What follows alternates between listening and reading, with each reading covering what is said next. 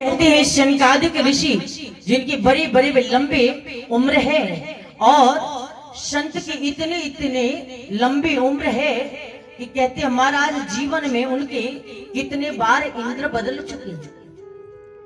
एक सदगृहस्थ संत इतनी लंबी उम्र है कि उनके जीवन में कई कई बार चतुर्युगी बदल चुके हैं।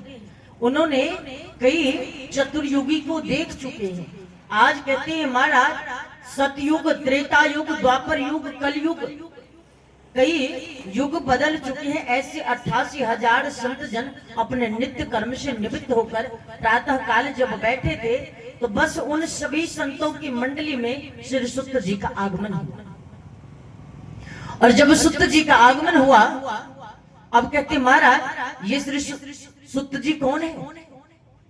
बोले ये श्री सुत जी महर्षि वेद व्यास जी के परम शिष्य हैं। आज कहते हैं महाराज अब जैसे ही सुत जी आए तो 88,000 संत जन सभी आज कहते हैं कि सभी अपने अपने स्थान से खड़े हो गए।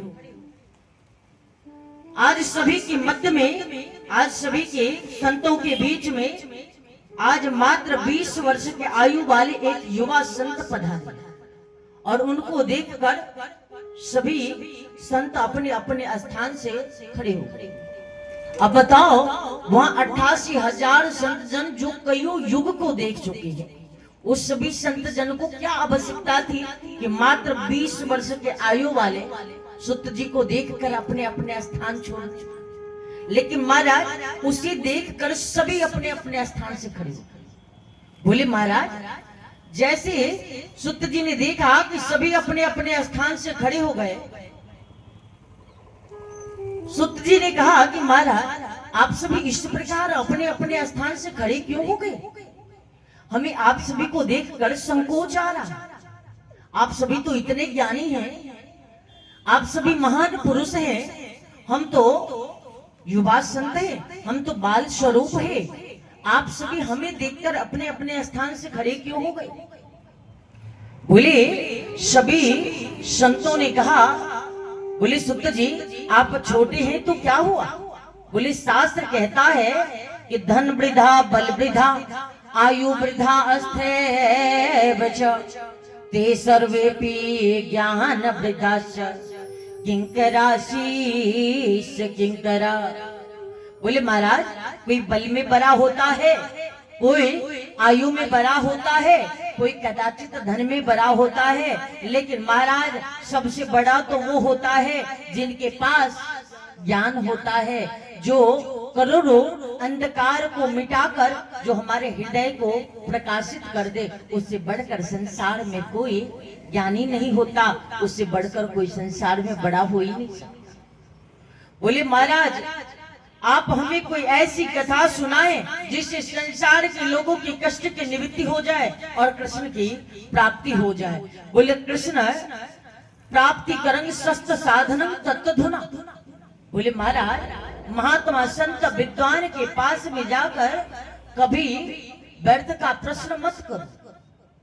महात्मा संत विद्वान के पास में जाकर कभी ये मत पूछो कि महाराज मेरा कार्य नहीं चल रहा है, मेरा फैक्ट्री नहीं चल रहा है, मेरा धंधा नहीं चल रहा है, महाराज कोई मार्ग बता दो। बल्कि यदि समय मिले तो शास्त्र कहता है, संत कहते हैं, गुरुदेव कहते हैं कि संत के क्षण को और अन्न के कन्न को कदापि बर्बाद नहीं करना चाहिए। संत से यदि आपको विद्वानों के पास जाकर कुछ पूछना है, संतों के पास में यदि जाके आपको कुछ पूछना है तो पूछ लीजिए ज्ञान।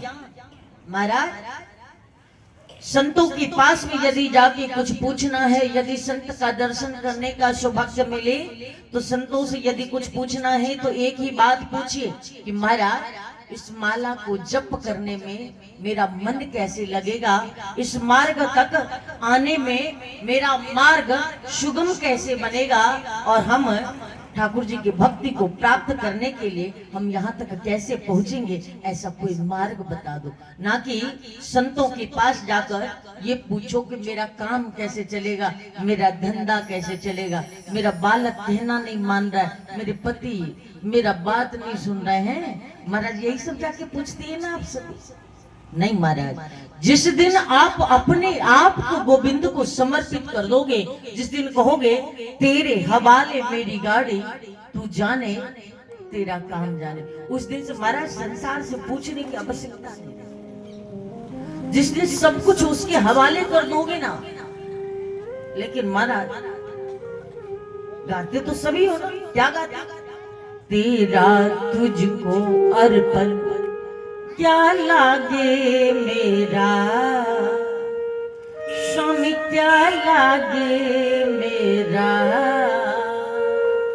लेकिन जब अर्पण करने की बारी आती है तो फिर बटुआ में देखते छुट्टा है। वास्तविकता है ना महाराज। संतों के क्षण को, जब भी संतों का दर्शन करने को मिले, अपने आप को सौभाग्यशाली माने और ज्ञान पूछने की आवश्यकता करें, और थाली में भोग इतना ही परोसे जिसको आप गोविंद को भोग लगाकर आप स्वयं उस भोग को पा सकते।